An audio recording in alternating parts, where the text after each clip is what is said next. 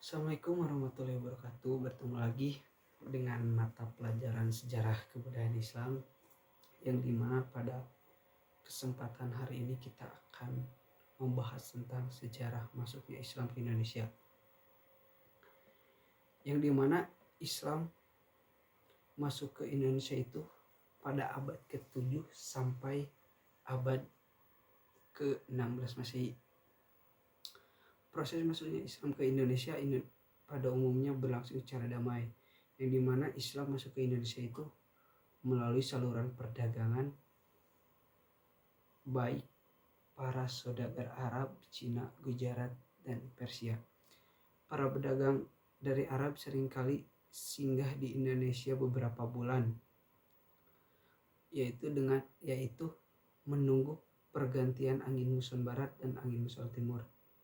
Sejak abad ke-7 tersebut, sebagian besar penduduk Cina itu masuk atau memeluk agama Islam, serta sebagian dari mereka itu menjalin suatu perdagangan dengan masyarakat Indonesia tersebut. Dan di sejarah masuknya Islam ke Indonesia ini pun terbagi menjadi 3 bagian. Yang pertama itu adalah kondisi masuknya Islam tersebut ke Indonesia, yaitu melalui ekonomi, budaya, politik, dan bersuku-suku bangsa. Dan yang akan kita bahas pada kesempatan hari ini adalah kondisi masyarakat Nusantara yang belum masuk Islam. Dan yang kedua itu adalah proses masuknya Islam ke Indonesia itu sendiri, yaitu dimana melalui suatu jalur perdagangan, perkawinan, pendidikan, seni budaya, tasawuf, dan politik. Dan yang terakhir itu adalah teori masuknya Islam ke Indonesia tersebut, yaitu melalui teori Mekah, Cina, Gujarat, dan Persia. Dan yang pertama adalah kondisi ekonomi Indonesia sebelum masuknya Islam. Kondisi masyarakat pada saat itu sebelum masuknya Islam ke Indonesia terdiri dari berbagai macam suku. Masing-masing setiap daerah di Indonesia itu banyak suku bangsa atau banyak bahasa, corak, seni, dan budaya. Keberagaman itulah yang dimana membentuk suatu keanekaragaman gitu lah, atau pluralitas yang merupakan kekayaan dari bangsa Indonesia tersendiri yang tidak akan ternilai, sehingga harus dipertahankan dan dilestarikan corak, terus budaya, dan beragam bahasa yang ada di Indonesia tersebut. Dan yang kedua itu kondisi agama atau kondisi kepercayaan. Masyarakat yang tinggal di Indonesia sebelum Islam sudah mengenal suatu kepercayaan atau agama. Mereka pun sudah memeluk agama, yaitu Hindu, Buddha, dan sebagian itu menganut kepercayaan Kapitaya, yang dimana agama Hindu itu lahir pada sekitar tahun 1500 sebelum Masehi, yaitu di India, dengan kitab sucinya itu adalah Weda. Adapun agama Buddha itu terkenal dengan kitab sucinya yaitu Tripitaka, yang lahir sama di India kurang lebih tahun 500-an sebelum Masehi kalau agama Buddha. Sementara itu Kapitaya tersebut adalah sebuah kepercayaan yang memuja Sang Hyang Taya Adapun Sang Hyang Taya tersebut bermakna hampa atau kosong. Orang yang menganut Kapitaya mendefinisikan bahwa Sang Hyang Taya adalah Sang Hyang Widitan Kena Kinaya Ngapain Anak Palah Dudu, atau yang diindonesiakan itu adalah Tuhan itu tidak boleh diserupakan, atau bahkan terlintas gambarannya di pikiran kita. Kalaupun sampai diwujudkan maka itu berarti bukan Tuhan, itu suatu kepercayaan yang dianut oleh agama Kapitaya Etritak. Sedangkan para orientalis mengklasifikasikan kepercayaan nenek moyang Indonesia dalam dua jenis, yaitu animisme dan dinamisme. Adapun animisme di sini adalah paham dengan memuja roh atau arwah yang telah meninggal. Adapun dinamisme itu adalah paham kepercayaan yang memiliki dasar berbeda, seperti itu. Dan yang selanjutnya itu adalah kondisi perekonomian. Kondisi perekonomian di Indonesia sebelum Islam itu memiliki berbagai mata pencarian, yang dimana adalah salah satunya itu adalah berdagang, bercocok tanam, beternak,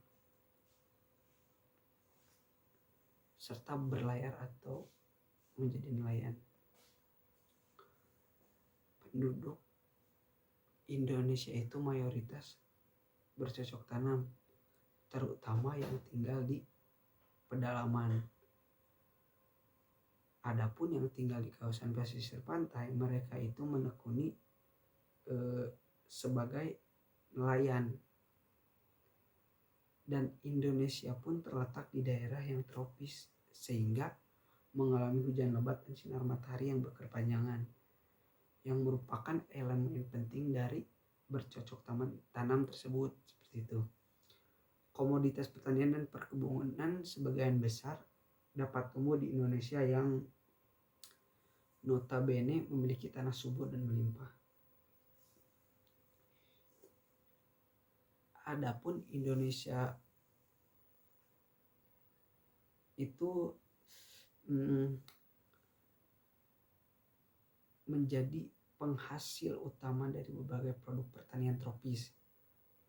Komoditas pertanian dan perkebunan penting di Indonesia meliputi cengkeh, kayu manis, kayu putih, dan lain-lain. Jadi kondisi perekonomian di Indonesia itu sangat bisa dikatakan baik gitu. Karena Indonesia itu yang pertama tanah subur, tanahnya itu baik untuk suatu pertanian, dan Indonesia itu dikelilingi oleh banyak pulau. Jadi dari laut itu melimpah dan dari tanah juga melimpah. Jadi Indonesia itu negara paling subur di dunia dan banyak menghasilkan suatu manfaat yang baik. Adapun kondisi sosial politik di Indonesia pada abad ke-7 hingga ke-12, kerajaan Sriwijaya mengalami suatu masa kejayaan, yaitu baik di dalam politik, sosial maupun ekonomi. Kejayaan yang dialami kerajaan Sriwijaya itu pun sangat ditentukan oleh letaknya, yang dimana kerajaan Sriwijaya itu terletak di wilayah sebagian kerajaan maritim. Dalam hal ini, Sriwijaya merupakan bagian dari jalur perdagangan Indonesia sebagai pelabuhan, pusat perdagangan, dan pusat kekuasaan. Sriwijaya juga banyak dikunjungi oleh pedagang dari Persia, Arab, dan Tiongkok. Namun, memasuki abad ke-13, Sriwijaya menunjukkan tanda-tanda kemunduran karena kekayaan alamnya sudah tidak lagi menghasilkan dan kalah dengan Pulau Jawa. Untuk menyiasati hal ini, Sriwijaya pun menerapkan bea cukai yang mahal.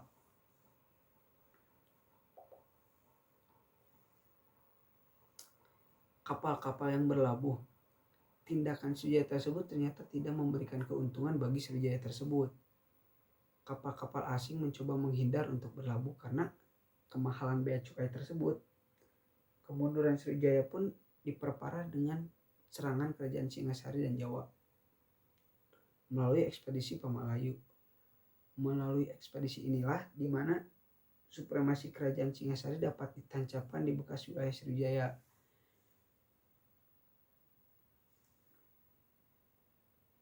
Setelah Sriwijaya runtuh, kerajaan yang berjaya pada saat itu yaitu Majapahit. Raja Hayam Wuruk beserta patihnya yang terkenal itu Gajah Mada, dengan Sumpah Palapa Gajah Mada melakukan perluasan wilayah secara luar biasa. Majapahit kemudian mengalami kemunduran yang lebih banyak disebabkan oleh adanya konflik internal pada tahun 1478. Dan pada tahun tersebutlah Majapahit itu mengalami suatu keruntuhan. Dan yang terakhir itu kondisi suku bangsa. Pada saat itu kondisi masyarakat Indonesia itu memiliki suku bangsa yang beragam, dan keanekaragaman tersebutlah yang terbentuk oleh jumlah suku bangsa yang mendiami berbagai daerah yang tersebar, yaitu dari Sabang sampai Merauke. Setiap suku bangsa mempunyai corak seni, budaya, dan bahasa masing-masing. Berbagai perbedaan itulah yang membentuk suatu keanekaragaman di negeri ini.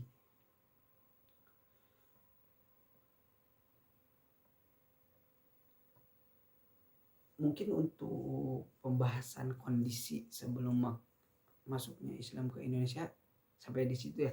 Karena untuk lebih klimaksnya atau lebih